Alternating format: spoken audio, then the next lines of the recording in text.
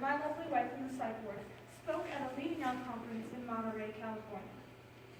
He's had articles published in very prestigious periodicals such as the New York Times and the Pacific Standard. Mark is a 9th grade school teacher and lives in the San Francisco Bay Area with his wife, Julia. Mark and Julia met their first week of college and almost immediately fell in love.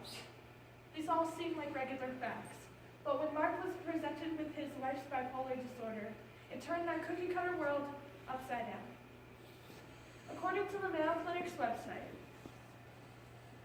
bipolar disorder is usually diagnosed because of an extended period of extremely energized behavior, followed by a long episode of extremely depressed behavior. There are more than 3 million diagnosed cases of bipolar disorder in the U.S. alone. Those affected? Mark, in his book, describes how difficult it is to support his wife while she was going through treatment. He explains the power of supporting her and loving her while she was in the hospital. Above all, he speaks about loving her through their traumatic ordeals while she was in recovery in the hospital. No matter what, by Mark Lucas. I got home from work one day, and my wife was sitting on the floor in the guest room. And she wouldn't look up at me. And I'd been in this situation before, and I had sort of learned to read her body language, so I knew that there was something that was wrong. So I asked her. And finally, after a few minutes, I got it out of her. She said, "I've been thinking about what I'm going to do with the Vespa key." I didn't know what she was talking about. I mean, we have a Vespa, but what did she mean? She said, "In order to get to the Golden Gate Bridge, I'm going to take the Vespa. And when I jump off the Golden Gate Bridge, I don't know what I'm going to do with the Vespa key. Should I bring it? If they don't find my body, you lose the key. But if I leave it on the scooter, then someone might take it. So tell me, what am I supposed to do with the Vespa key?" Now, I had been terrified that my wife might act upon her suicidal impulses. I hid her medications. I changed the hiding place every few days, but I didn't know how I was supposed to hide the Golden Gate Bridge from her. So my wife, Julia, has bipolar disorder. We didn't know this when we met at age 18 and fell in love. We didn't know it until 9 years later. We had been married for 3. We had been together since our first week in college. She started this new job, and the stress, which should have been no problem, became something completely out of control. She had trouble sleeping. She stopped sleeping. She wasn't interested in food. And then she started having delusions, talking about God and the devil, and about how she was the devil and how to protect me. I had no idea what to do, so I took her to the hospital. And finally, after about 6 hours of waiting around, they admitted her to the psych ward. The doctors didn't know what was wrong. All they would say was that she was acutely psychotic. And to hear those words described about my spouse just left me feeling dead and hollow. I was panicked, and I had no idea what to do, so I did everything that I possibly could. I spent all day reading books and articles and researching other hospitals and calling doctors for second opinions and everything. When I'd visit her, even though she was often hysterical and sometimes didn't even want to see me, I thought that maybe I could say the right thing that could fix it all, make it all go away. Or maybe I could hold her close enough and it would all just end.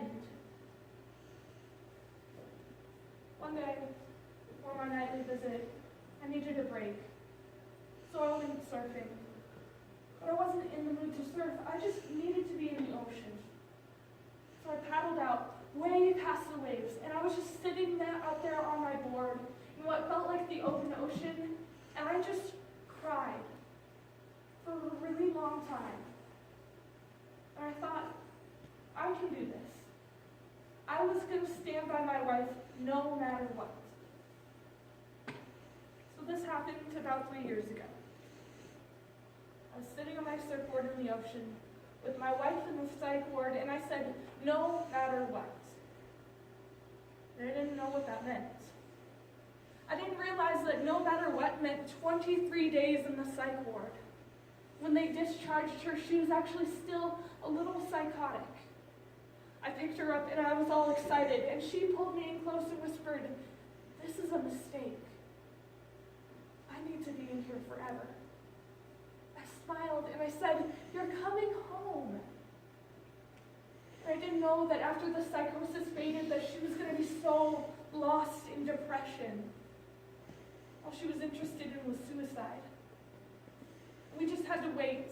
The doctors were experimenting with all these different drugs. It took us 9 months. 9 grueling, anxiety-plagued, lonely months. But eventually, they found the right meds, and it disappeared. It was like it had never happened. A second hospitalization. This one turned out to be longer than the first one. Happened only 6 months ago. And the difference is we had a 5-month-old son at home.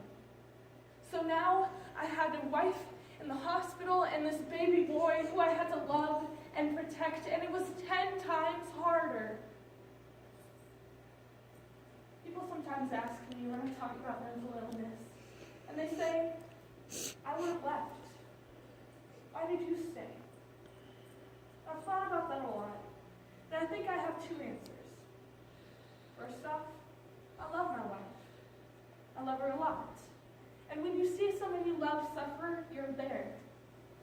And to the people who said, "I would have left," I say, suffering can look like a lot of different things.